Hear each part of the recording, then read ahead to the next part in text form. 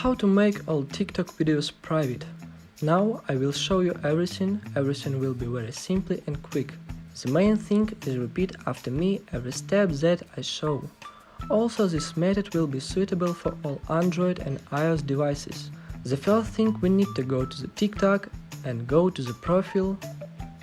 Then go to my video, and here as you can see I can hide this video and restrict access to it for other users. But this way is not suitable for everyone, especially if you have a lot of such videos. So, on the top right there are 3 lines.